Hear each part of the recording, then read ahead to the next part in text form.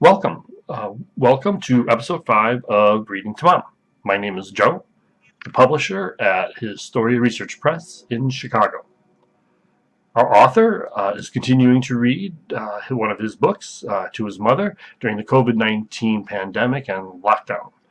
This is their effort to stay in touch and provide a little entertainment to each other during this period of time. Well, we do want to point out that the author's opinions do not necessarily represent the views and beliefs of the publisher. That little bit of atheism in chapter 3, in which all the godheads are deposed and this godless world comes into existence that he wants to tell us about, does not reflect the values that we have. Fortunately, the story transitions at this point, and we have an actual central character and a narrative arc.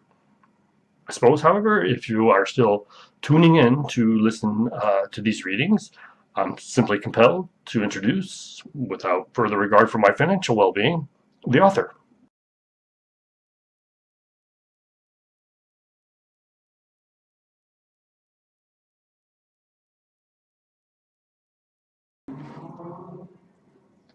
Hi, Mom. So up next, we're moving into the main narrative, and we're introducing our protagonists, Sidra, cleric from Naxos, and a handful or more of the main characters we'll encounter throughout the rest of the narrative. First, though, to just reflect on chapter 3 1 second, I think it's important to understand that the godheads aren't gods per se. Godheads were rulers who claimed a divine nature essence that granted them the right to exercise authority over the ruled. In that respect, the Glorious Revolution is best understood as a revolt against, say, monarchy, a monarch who claims a divine right to rule. And the best analogy would then be perhaps the American Revolution and its opposition to the British monarchy. With that point of clarification for the obtuse readers, we're about to jump forward about 1,500 years to a time near the end of the Arcane Age. Now, our cleric from Naxos, Sidra, has provided a wealth of materials about this period of time, and she's featured as the main character because basically she's the one that has recorded this for us. I think it's important to understand a few other things about the opening chapters. One, the importance of clerics in general to the discovery of the classical powers. The role of clerics in sparking the Glorious Revolution when they discovered how to raise the dead. And then, you know, at the early years, or early epochs of the Provenance, they are the primary leaders. So clerics are actually, you know, very central to this entire civilization. And the one we're about to learn about is extraordinarily significant to the end of the Arcane Age. So without any further introduction, let's move on.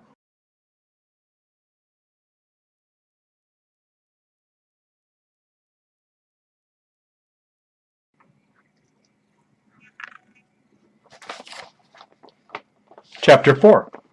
Life on the Wayfarer's Trail. The High Council chooses to meddle in our affairs by sending us an untested mercenary who lacks a good sense for urgency. The first line of Sidra's preliminary report to the council members of the Provenance quotes the gatekeeper of the Acropolis. The caustic words addressed to Sidra, after nearly 6 months of travails that began in the city of Naxos, dismissed the journey that carried her to Pellene, Libua, and Agrinio, before arriving at the fortress located under the shadowy spires of the mountain Eurynomy. The derogatory remark grated on her tattered nerves and stung her pride. During the final 7 weeks in a caravan with a mix of merchants and settlers out of Agrinio, the trek proved to be particularly harrowing for a young cleric who never before ventured beyond the relatively peaceful districts of the eastern Provenance. A diligent student of the classical powers of healing, who studied under one of the highest-ranking members of the High Council, Sidra completed her apprenticeship in arcane philosophy with an impressive mark. Footnote 1. In the guild papers Sidra brought with her from Naxos, her apprenticeship certificate carried what arcane linguists refer to as the prestigious Omega mark. The guilds of the classical powers did not assign grades to the abilities or work of apprentices. Grading is in fact a relatively modern invention introduced by early universities several centuries ago. Instead, symbols like the omega mark indicated the esteem for the master with whom an apprentice studied. Guild rules forbade any master to grant completion for an apprenticeship if the student did not meet the master's standards. In practice, then, apprentices received only a pass or fail grade according to the prestige of the master. End footnote. A diligent student of the classical powers of healing, who studied under one of the highest-ranking members of the High Council, Sidra completed her apprenticeship in arcane philosophy with an impressive mark. Nonetheless, it is likely that no amount of training ever prepared a person for the experiences endured in travel through the Provenance, the settled lands of the Domain, to the margins of the Lyman, the unsettling territory at the horizon of the known world. In some sense, the unpleasantness of life in arcane history is difficult to explain, and therefore beyond empathy for the modern reader. In popular culture, two basic stock images of the early peoples of the Domain dominate our imagination. The common trope for nobles depicts the wealthiest persons as embodiments of a carefree and dissipated culture that foretold the end of the Arcane Age. Bedecked in tights and crinolines, or barely clothed in white sheets and sashes, the so-called nobles of the era earned the reputation of jesters who faced no real hardship other than the caprice of love. For the lower classes, popular prejudices prefer to caricature the peasants as a people so vapid as to warrant the station of their lives, or beggars so dishonest as to invite the pestilence of their lot. Popular film often provides a comical glimpse into the lives of our Arcane Age ancestors. Nobles, even when imperiled by a deadly foe, conduct themselves like the untouchable few, who relished a duel as a chance to evidence their invincibility and to earn vindication for a life of frivolity. The hapless peasants, alone in the woods, defended only by a roof and a hoe, live as if oblivious to the impending dangers of marauders or magical beasts that lurk just beyond the invisible, unprotected property line of their bucolic homesteads. In short, our ancestors seem to us like children at play, making merry or building quaint little farmsteads without awareness of the gravity of life in a violent, fantastic world. Footnote 2. Both depictions largely stem from the early years of the moving pictures industry. The ingenious engineers who invented filmmaking lacked artistic sentiments. Movie makers largely borrowed costumes from the existing theaters and vaudevilles of the time. As a result, early films adopted the mise-en-scene and wardrobes of the theater, which lacked any pretense to realism, and of vaudeville, which deliberately created burlesque imitations of its subjects. And henceforth, the invention of film repopulated the past with every sort of harlequin and buffoon imaginable. End footnote. In fact, the conditions of life in the Domain during the Arcane Age approach the exact opposite of the two popular stereotypes. The terror of consciousness, to quote the clever phrase of Sal J. Lahonre. Footnote 3. C. Lahonre's The Construction of Arcane Reality, published in New York, 829 of the Golden Age. Lahonre, later disgraced by substantiated claims that he perpetrated sexual harassment in the academy, may have coined the phrase from his first-hand experience terrorizing the consciousness of his female graduate students. End footnote 3. In fact, the conditions of life in the Domain during the Arcane Age approach the exact opposite of the two popular stereotypes. The terror of consciousness, to quote the clever phrase of Sal J. Lahonre. Picture first a world saturated with the howling shadows of hungry supernatural predators, and second, a life submerged in an unspeakable, grim desperation for survival. Then, imagine a people who were wise enough to recognize the former, yet sturdy enough to hope for the latter. Even this description fails to illustrate sufficiently the harrowing life that commoners and arcanists awoke to each morning on the borders of the Lyman. Coerced, sullen, and dauntless, despite the obvious comfort that the eastern capitals afforded, the citizens of the Provenance sallied forth to resettle the cities of the Domain lost during the Glorious Revolution. A simple hope motivated most migrants to re-establish communities along the major arteries of trade in the Domain and to earn for themselves a modest living. Few dared to travel alone, even in small groups, without thorough knowledge of the dangerous land between the origin and the destination of the long treks through the wilderness. Thus, on behalf of commoners, the People's Council of the Provenance demanded and received legislation to reorganize the Hecatomononker, the preternatural age corps of mercenaries that once held the peasantry hostage to the godheads and the land. Footnote 4. Not without a rancorous debate in the People's Council, as reported by Nolos, First Laws of the Provenance, stanza 229 to stanza 233. Council members in favor of the bill insisted that commoners deserved an equal opportunity to return to their ancestors' homeland and to establish new lives in the Western Province. In opposition, many members objected to standing armies during peacetime, recalling vividly the treachery of the common mercenaries who joined the godheads and the noble arcanists against the commoners during the Glorious Revolution. By way of compromise, the legislation restricted service in the city militias to the commoners, as well as replaced the one-armed purse-bearers with a cleric who tended the sick and wounded during the journey between cities. End footnote. Thus, on behalf of commoners, the People's Council of the Province demanded and received legislation to reorganize the Hecatomononker, the preternatural age corps of mercenaries that once held the peasantry hostage to the godheads and the lands. The Hex, as they affectionately came to be known in the Arcane Age, accompanied settlers and merchants who delivered messages, proclamations, and supplies from city to city. On the 23rd day of each month, the cities provided an armed escort free of charge to all merchants and wayfarers, including the wingless arcanists traveling between two cities. A dutiful apprentice who aspired to political life and membership in the High Council, Sidra's mentor shocked her with the news of her immediate appointment as an official attaché to the territorial governor, the dynasties of the Acropolis. Since her departure from Naxos, she traveled from the east as the official cleric of the Hex that guarded the goods and peoples moving between the western cities of the Provenance. All the while, she concealed the truth behind her assignment with the traveling mercenaries, the reason for her journey to the Acropolis, from her comrades in arms. Sidra admitted privately in her journal that the rationale behind the High Council's selection escaped her. An injustice appointed me to a nominal post in a faraway frontier settlement, she recorded one harrowing evening during her journey.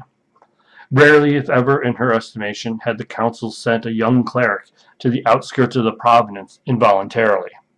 In practice, council liaisons came from members of the guilds who already resided and often were raised in the western cities. Citizens of the eastern metropolises knew well that the emotional duress of life along the linemen frequently broke the most promising apprentices, that is, those who excelled in the libraries, but knew nothing of the magical beast that ruled the wilderness. In recognition of these basic facts, the High Council routinely appointed adventurers who went west of their own volition, and only after demonstrating in advance the necessary mettle for an official post. If the dynasties regarded timeliness of the essence as the gatekeeper suggests, Sidra later recorded in her journal, one more reason to have sent druids in winged form. Footnote 5. Forward druids in winged form often carried messages between the cities. The practice first began when the godheads supplied 2 loyal druids to serve as diplomats and messengers in each of the other cities. Both sets flew together to vouch for the accuracy of the communiques. The arcane historian, Sagius II, or Pulium the Grey, Natural History of the Domain, Book 3, Naxos, in the 10th epoch, first period of the Arcane Age. He indicates that double druid messengers serve to inspire merchants' double-entry system of bookkeeping in which all transactions are recorded twice, once on the debit side and once on the credit side of the accounting ledger. End footnote. If the dynasties regarded timeliness of the essence as the gatekeeper suggests, Sidra later recorded in her journal, one more reason to have sent druids in winged form with word of an appointment for one of the mini-clerics already in the Acropolis. And footnote 6. Collected Papers of Sidra, Acropolis, published in the Acropolis, in the 11th epoch, 7th period of the Arcane Age.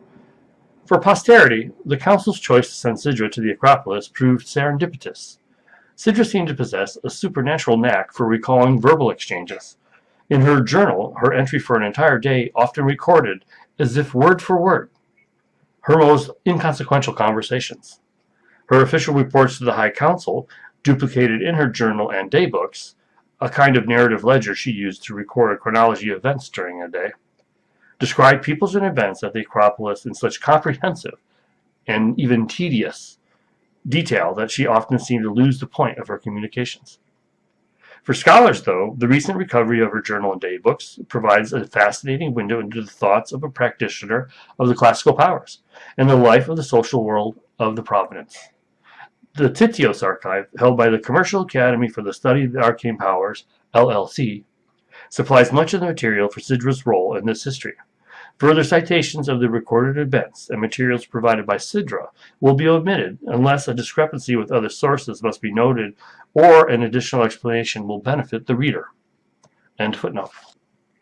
If the dynasties regarded timeliness of the essence as the gatekeeper suggests, Sidra later recorded in her journal, one more reason to have sent druids in winged form with word of an appointment for one of the many clerics already in the Acropolis.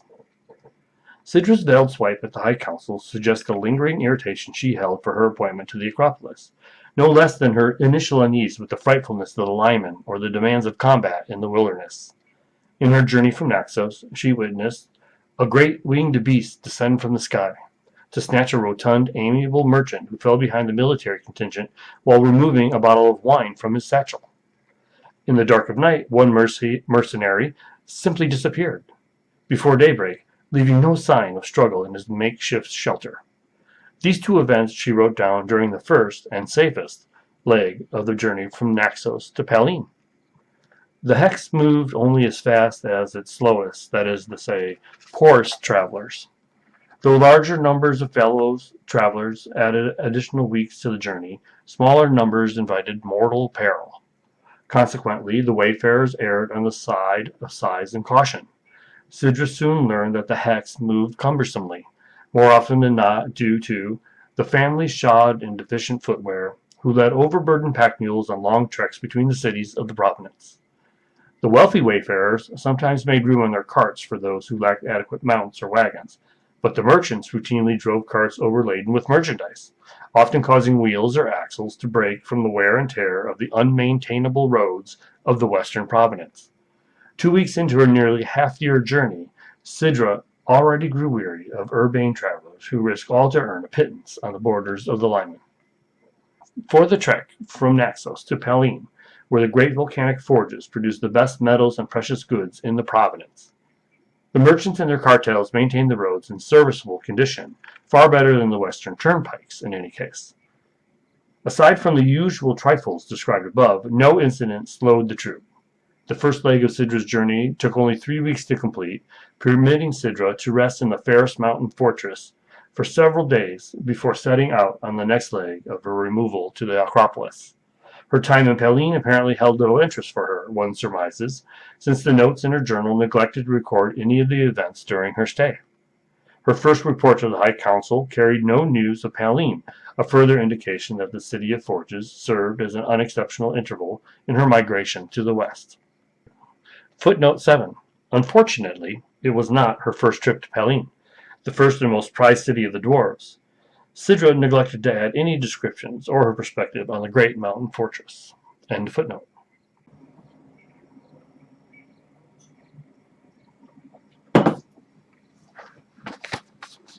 Out of Pallene, Sidra again served as the cleric to the hex that left for the Central Plains, guarding a small community of families who hoped to start a new life in agriculture near Libua. On this leg of the journey, as the veterans of the hex predicted, she faced highwaymen for the first time.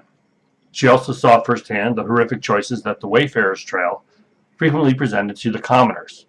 The veteran mercenaries warned that highwaymen often hid in the fields along the road to snatch any child who strayed too far from the escort. In most cases, the criminals threatened to garrote their prisoner on the spot unless the family paid some kind of ransom in exchange for the child's release. In other instances, the outlaws simply sliced the abducted juvenile's throat without any demand in order to make real the threat at other opportunities. With some form of wickedness, Sidra later observed, the brigands seemed to know which families paid and which families favored their pitiful wealth over the life of a child. On the first occasion, a band of about a dozen criminals ransomed a young girl still in the first decade, or 13 years, of her life. The parents, who later admitted to Sidra that they believed their daughter has potential as a druid, turned over a small fortune in tableware to secure her return. A few days thereafter, a teenage boy, who in modesty separated from the caravan to urinate in private, fell into the clutches of another band of highway robbers. In this instance, the family claimed they had nothing of worth. After they humbly pleaded for their son's release for several minutes, the standoff ended when the brigands garroted the boy and then ran off into nearby woods. Footnote 8. It must be noted that the hex rarely split into smaller units. As Sidra later learned, highwaymen and bandits often tried to lure the mercenaries into chasing them into the forest so that an entire caravan could be captured and killed. Thus, the mercenaries routinely battled in a defensive posture against foes that directly attacked the convoys. In a situation as described in the text above, the captain left the family to decide the fate of the captured child, provided that the family's choice did not endanger the entire convoy of wayfarers. Sidra's entry curses the criminals, for the act effectively decapitated the boy, making it impossible for her to heal what otherwise may have been a non-lethal flesh wound. Interestingly, she also wrote in her journal that the teenager showed no signs of possessing the classical powers, perhaps suspecting that the family sacrificed their untalented son rather than surrender their meager wealth to the kidnappers. For more on the age-long conflict between Hex and highwaymen, see Track MacWright, Travel in the Domain, Journal of the Early Provenance, Volume 7, Number 3, published in 907 of the Golden Age, pages 359 to 367. End footnote. About 3 weeks out of Pelene, slowed by the harassment of criminals and the wayfarers' persistent complaints about the pace of the march, a team of oxen that pulled a merchant's cart startled and broke the tongue, the piece of wood extending between the oxen that hitched the animals to the cart. The merchant, who neglected to bring a spare tongue, as required by the law, spent over an hour haggling with another merchant who wished to secure the best price for his spare tongue. After the lengthy negotiation that ended when the captain of our hex threatened to leave both merchants behind, a Wainwright, a wagon maker, and a mechanic who apparently traveled with the families moving to Libya, discovered that a flaw in the second merchant's tongue needed to be mended before it secured properly to the first merchant's oxen. A new round of negotiations ensued as the Wainwright bartered with the merchant in compensation for services to be rendered. The merchant paced with angry strides through our small encampment on the domain without regard for the needless delay he caused the caravan, Sidra noted. Even after the repair started, the merchant further taxed the patience of the captain, circling his broken cart and complaining loudly about the craftsmanship of the Wainwright. After nearly 3 hours, as if knowing that the company grew restive and inattentive, a muscular griffin dropped from the skies above to pounce on the nattering merchant. The force of the flying lioness's landing crushed the loud-mouthed brittle man into the ground beneath her. On this day, fate seemed to favor the migrants, Sidra recorded, since the griffin's aquiline claws and beak failed to latch firmly into the merchant's limp carcass. After dragging her prey for several bounds, a shower of crossbolts from the poised mercenaries forced the beast to release her bounty and to flee back into the blue ether on her eagle-like wings. Sidra rushed to the mangled man to discover that the unfortunate merchant continued to breathe shallowly, if irregularly. Keeping her wits about her, she quickly called on her strongest power of healing to mend the broken bones protruding from the lacerated, bloodied skin of the merchant's upper torso.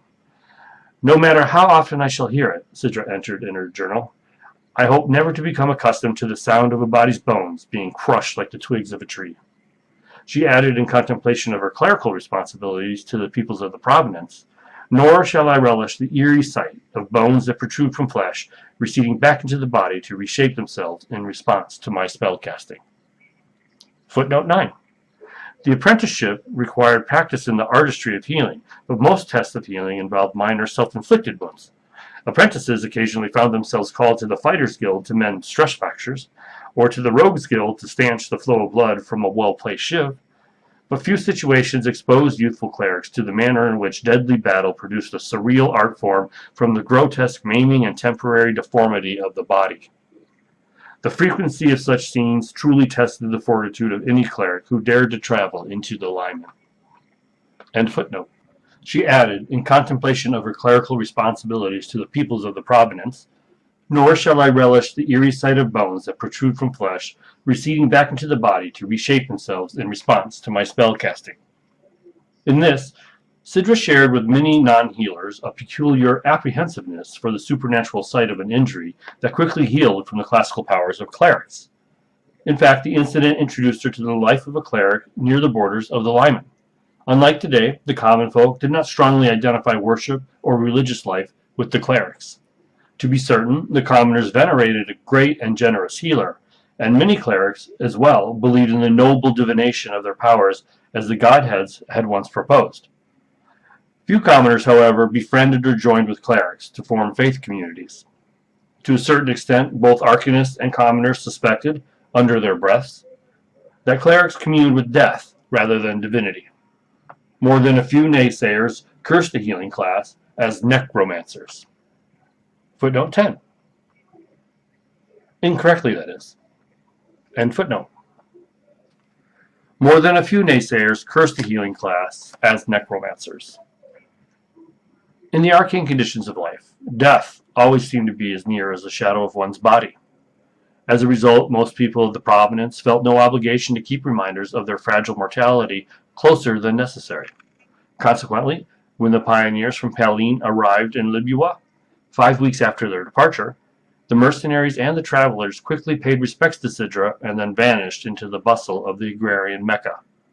The merchant, who otherwise would have died from the wounds of the griffin, at the first opportunity slipped out of the caravan without a word of gratitude, aware that no kindness or coin ever repaid the debt owed to a cleric. Footnote 11.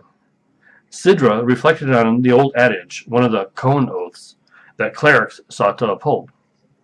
When I first learned the saying during my earliest days as an apprentice, I believed it meant that clerics must never charge a coin or ask a favor in return for our services.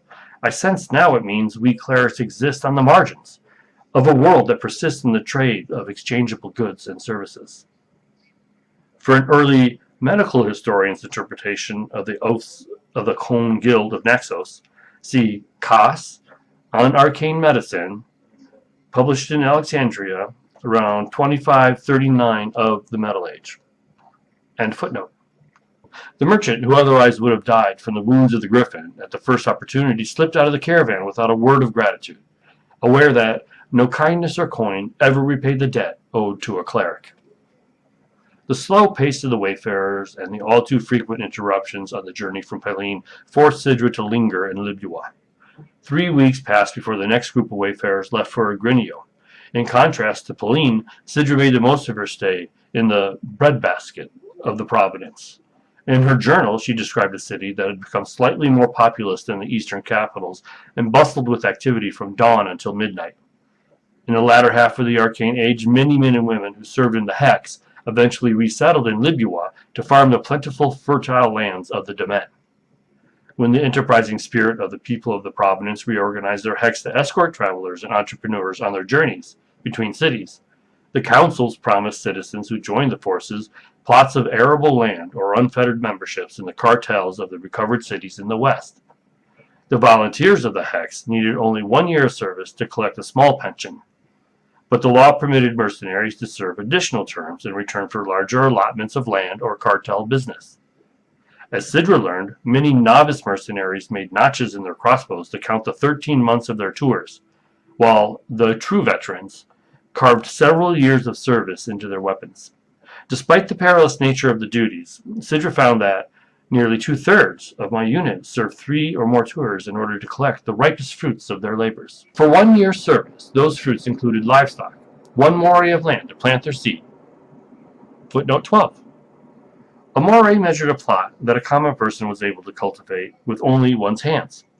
As in many languages, like our modern world, lot, for the arcane mercenaries who fulfilled their service to the People's Council, a moray meant both an area of land and one's destiny. Hence, as the mercenaries morbidly joked amongst themselves, averse, mercenaries who fail to fulfill service merely receive a different moray, or lot, for life. From Brew, Nexine Ethic, page 281. End footnote. For 1 year's service, those fruits included livestock, 1 moray of land to plant their seed, and access to the city commons where the municipal mercenaries guarded the citizens' grazing cattle. For each additional year, not to exceed 7, mercenaries received an additional moray of land to till. Unsurprisingly, Libya teamed with former soldiers who once served the People's Council, since many current and former mercenaries aspired to be simple farmers. Additionally, more than a few fighters fresh out of their apprenticeship rushed from Palin to Libya, where the townspeople paid private guards handsomely to defend families working the fields by day or to protect herds in the commons by night. Footnote 13. At the time Sidra passed through Libya, the city leaders divided the territory surrounding the city walls into commons and tillable plots. The population of farmers grew numerous over time, forcing many farmers to walk nearly a league to reach their plots in the mornings from the first spring thaw to the last fall harvest. Libyan weather was fair and the tests of combat rarely overwhelming, so many fighters first whet their appetite for bloodshed in the fields of Libya. End footnote. More than a few fighters fresh out of their apprenticeship rushed from Palin to Libya, where the townspeople paid private guards handsomely to defend families working the fields by day or to protect herds in the commons by night. Fighters, the Arcanists who had the most in common with the former soldiers of the Hex, shared in the fabulous, if bellicose, stories of daring feats and near escapes from the many perils of the wayfarer's trail. Despite the benefits, few commoners aspired to a full 7 years of service to the Hex. Historians often committed disservice to both the commoners who served in the travelers' militias and to the Arcanists who ventured into the linemen by overstating the advantages that the classical powers granted in hand-to-hand combat. Confusion created bedlam, wounds caused anguish, the sight of casualties produced horror, and combat ended in battle fatigue. In isolation, the common mercenary posed little threat, but when disciplined in the right numbers, the commoners combined into formidable military units. The 50 heads and 100 hands of the mercenaries of the Hex exercised frequently in order to become one of the most lethal forces in the domain. Coordinated as a unit, the mercenaries capably felled fully grown gorgons, who wildly charged wayfarers under their care during the long journeys between cities. Little wonder, even to the modern mind, why intelligent foes like the brigands sought first to divide and alienate the mercenaries of the Hex. Among Arcanists, spellcasters judiciously conserved their classical powers for what they called kairos, the definitive or opportune moment that determined the outcome of a contest. Footnote 14.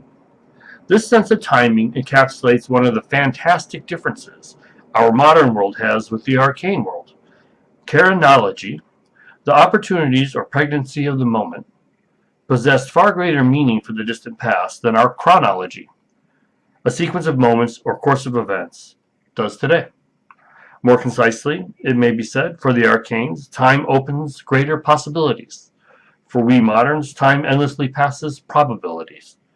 For a Middle Age account of Kairos, see Prekrima, the Kairos of Time, published in Jerusalem, 2011 of the Middle Age. End footnote. Among Arcanists, spellcasters judiciously conserved their classical powers for what they called kairos, the definitive or opportune moment that determined the outcome of a contest.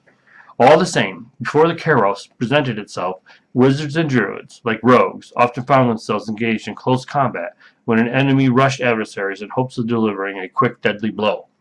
Such as it was, spellcasters rarely escaped a conflict without damage. On the other hand, the combat classes, the fighters and rangers, in particular, acquired impressive feats to increase their defenses against an enemy's strike and honed skills to augment the force of their own assaults. Even then, the classical powers provided only marginal returns on the probabilities of victory in battle. The lowliest fighters rushed into the middle of most scrums, where the frequency of the attacks negated the advantages of their combat wisdom. In a word, no one escaped the anguish of injuries or took lightly the wretched, inescapable shadow of mortality. The Libyan veterans coped with danger and the horror of personal memories in a manner that the modern world still appreciates. Most drank heartily in their youth and drank more heartily thereafter, Sidra observed. On the other hand, the arcane peoples cherished their freedoms and their conversations, often preoccupied them in endless debates over the councils of the Provenance and in the experiment of self-governance that the militia protected so fervently. Deep into the morning hours, the streets of Libya resounded with the responsibilities of citizenship and the honor of defending our liberties from the abuses and usurpation of domestic and foreign tyrants.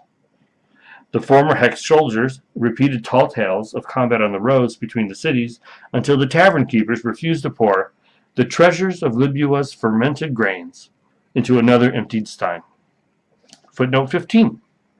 Historian of the early Arcane Age Republic, J. William Braga-Auer, discusses the common roots of alcohol consumption and self-governance in his work, The Alcoholic Social Democracy, a Provenancial Tradition, published in New York, 727 of the Golden Age. Sidra, who initially regarded herself as a casual drinker, became quite enamored with the local microbreweries and distilleries of Libua during her stay. End footnote. After her departure, a reluctant departure, from the city of libations, Sidra experienced for herself the bonds that combat in defense of liberty created in the western Provenance. Her first night on the road to Agrinio, while sitting at the bonfire near the center of the encircled merchants' carts, a middle-aged dwarf sidled up to Sidra to talk about the long hike before them. Zra Dermik, she introduced herself, a fighter born and raised in Paline. In the firelight, Sidra noticed that Zra's face, neck, and exposed forearms bore an unusual number of scars, presumably from her many battles in the wilderness. None the less unusual, Sidra noted, given that cleric spells healed completely without any disfigurement to the skin. After several minutes of meaningless banter, the conversation turned to the potential dangers of the forest near the lakes of Agrinian territory. Her right hand firmly rubbing one of the largest, rosiest scars on her left forearm, Zra warned Sidra about the chaos of battle and counseled the cleric about the duties of healing in the midst of conflict. Before leaving Naxos, of course, Sidra studied the protocols of triage for the Hex at the library for her guild. Heal mercenaries, arcanists, and commoners in that order, and commoners only when able to prevent death or permanent injury, Sidra recalled. Clerics possessed limited powers to heal, especially those who had not yet benefited from frequent conflicts on the Wayfarer's Trail or in the Lyman. Like all clerics, once Sidra exhausted her daily powers, she only provided the comfort that common medicinal remedies and homeopathic treatment offered, until able to replenish her arcane healing abilities with rest and meditation. The moment Sidra stood up about her duties, the dwarf abruptly stood to share her colorful thoughts on the protocols of clerical triage. Zra sneered at the cleric. Only a fool heals a common mercenary, while a veteran arcanist, a warrior of Paline, suffers in pitiful agony. With that parting advice, the fighter rudely excused herself. Sidra gave little thought to the dwarf at the time, still relatively naive to the personal dilemmas that the protocols of triage placed on clerics. 11 days later, far beyond the settled lands of Libua, about midway to Agrinio, where the narrow road twisted through the thick forest, an assault by an aggressive ring of brigands immersed Sidra in the clamor of battle, initiating her in the moral quandaries that earned clerics their complicated reputations. Brigands, like most peoples of the Provenance, moved during the day, wisely in fear of the many powerful creatures that own the night. It suited their needs in any case, because the goods and peoples under the care of the Hex circled their wagons to establish a defensive position at night. On the road at midday, however, the caravan stretched into a makeshift train along the roads, rendering the wayfarers more vulnerable to a well-devised attack. On that day, scouts at the head of the caravan of merchants and mercenaries failed to spot a massive log ominously floating in the forest canopy about 30 strides from the road. Secured to sturdy limbs of fir trees by 4 heavy ropes, 2 on each side of the road, the log descended like a deadly bob on a massive pendulum. Sidra recounted to the councils. The unexpected, chilling crack of thick branches high above caused the procession of carts to come to an immediate standstill, perfectly positioning a merchant and her family in the path of the swinging log as it accelerated toward its target. Before its victim had a chance to scream, the improvised weapon ripped through the merchant's wagon, flinging her and her family into the dark forest, scattering her merchandise to the winds. After the log began its deadly swing back across the road, effectively dividing the mercenaries and caravan in two. Arrows whistled from out of the underbrush of the forest from one side of the road. The captain stumbled backward in the same moment, pierced by 3 arrows, as another baker's dozen hit the soft mud all around her. A hideous battle cry resounded through the forest as the bandits raced from their hiding places in the bushes to engage the startled mercenaries in hand-to-hand combat. As the assailants rushed from their forest cover, Sidra recalled her first triage event in these terms. An excerpt from Sidra's papers. I dashed to the side of my captain, who fell supine to the ground, audibly wincing in pain. I quickly appraised the severity of the wounds. One arrow entered her shoulder from a gap in the front of the armor and protruded from her back. Another arrow passed completely through her leg beneath the kneecap, severing the sinew. A third lodged itself beneath her breastplate. The captain was dying. The protocols required that I heal her, but I dared not until I removed the shafts of the embedded arrows. I snapped the head of the first and pulled the shaft back through the front of her shoulder, allowing blood to flow freely from the wound. Before I was able to force the third arrow through the ribs and flesh in her back, a bandit surged at me with his short blade. I grasped for my morning star to defend myself, when the bandit's sword cut into my upper left arm and rendered my favorite blade hand useless. I stumbled and I fell back onto the dirt road. The bandit emphatically drew his weapon arm back to deliver the coup de grace, his face contorted in a scornful scowl of triumph. Just as I had surrendered to the notion of an early death, a throwing axe whizzed through the ether above me. I watched, stunned, when the axe sucked deep into the brigand's head, a critical blow. My foe crumpled to the ground before me. I caught sight of Zara Dermick charging again into the fray, still glaring at me as she did at the end of our discussion the night before. I jumped to my feet with my morning star drawn in my weak hand, spinning round in fear of further assaults from behind. I had no regard for the life of the captain in that instance. After I regained my composure, I returned to the side of my captain. Kneeling, with my weapon handily by my side, I clumsily removed the breastplate and forced the head of the third arrow out of her back.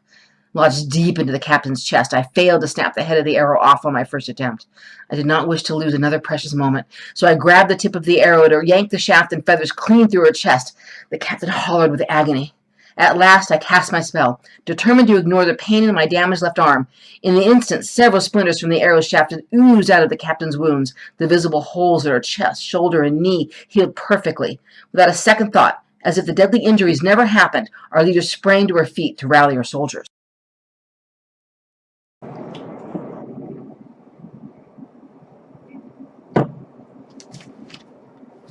Footnote 16. Sidra often provides detailed accounts of battles. In most cases in her daybook, we find a list of battles, wounds suffered by her comrades, and the type of care she provided. Typically, it's possible to piece together the conflicts from the records and her other sources. From this incident, perhaps for obvious reasons, Sidra learned to regard battle accounts as an opportunity to measure Arcanists' mutual benefits to each other, and to use such knowledge to augment her leadership skills over time. End footnote. With the captain restored and the troops reorganized, the brigands melted back into the lush woods with whatever booty they could carry in their arms. Sidra marveled at the efficiency of the thieves, who collected the merchandise in coin bags from the demolished merchant's cart from the forest floor before sprinting back into the woods. Footnote 17. The brigands grabbed what they could before fleeing because it was the practice of the Hex to divvy up the goods of lost wayfarers and burn, if necessary, what others had no room for on their carts. As Sidra learned that day, leaving bounty on the ground only served to encourage further attacks from the brigands. End footnote. The casualties from the attack were not minimal. 3 mercenaries of the Hex and the 5 members of the merchant's family, including her husband and children, died in the attack. The mercenaries counted 12 other casualties, with a few suffering from near mortal wounds. 4 wayfarers also lie near death. In addition, Zra writhed on the ground, tormented by a dagger sunk to the hilt into her chest just above her right breast. Sidra knew immediately that she did not have the resources to heal all of the wounded. At this time, she had only a handful of opportunities to draw on the classical powers each day. Following her training, she healed 2 mercenaries who appeared to be closest to death. 2 others she tended with a less powerful spell that returned them from the brink, but failed to fully eliminate the danger. For the others, including the critically wounded commoners, she attempted to stabilize their conditions with traditional medical aid to provide what comfort she was able. During the night, Sidra lamented, "We lost one of the commoners. Thus have I learned to the fullest extent the limits of my healing powers." Despite their conditions, the injured mercenaries and wayfarers pressed on. Sidra fully healed all injured wayfarers only after the 4th day following the aggression. Notably, she mended her own arm last. By that time, scar tissue already formed. Many months later, she recorded in her journal, "The recurring ache in my upper arm in cold weather is an unwelcome reminder of my service to the Hekaro Manum care." By the protocols of triage, Zra should not have received the care of the cleric until the last of the Hex had returned to duty. No other healers accompanied the Wayfarers, and the Dwarven warrior, for whatever reason, owned no healing potions of her own. Though her wound proved not to be mortal, the clavicle bone on her right shoulder, in Sidra's diagnosis, most surely had been broken by the force of the blade. As the cleric tended her with common herbal medicine on the day of the attack, the dwarf glowered at me while she rubbed a scar on her forehead, silently cursing the life she saved only minutes earlier. That night, however, under the cover of dark, Sidra visited Zra in her tent. Quietly, she called forth a healing power inscribed on a scroll. The first scroll Sidra divined after she earned the title of Master Cleric, and one she intended to keep as a memento of the clerical life. Zra's chest wound instantly healed. When Sidra stood to leave, the dwarf grabbed her forearm and nodded her head with appreciation for the cleric's lapse in protocol. The next night, when Zra made rounds to tend the surviving commoners who still agonized from their injuries, she saw Zra Dermik sitting alone near the bonfire. As Sidra approached from behind, she noticed that the fighter had fully removed her breastplate and undershirt. The dwarf seemed to be rubbing the right shoulder where the dagger penetrated during the prior day's battle. When she came within several strides of the fellow arcanist, to her dismay, the cleric witnessed a gruesome psychosis. Dermik was using the point of her battle axe to carve a new lesion in her skin, in exactly the same spot that the brigand sank his dagger. At that moment, Sidra understood. Zra suffered from Blade's dementia. Although the classical powers of clerics healed all wounds entirely, nothing erased the memory of excruciating pain. Sometimes the mental scars never healed. Many persons immediately after their first experience with the classical powers of healing believed that the pain of their wounds lingered despite all appearances. Over time, most mercenaries and arcanists, especially those injured in combat, often overcame the phantom pain projected by the mind.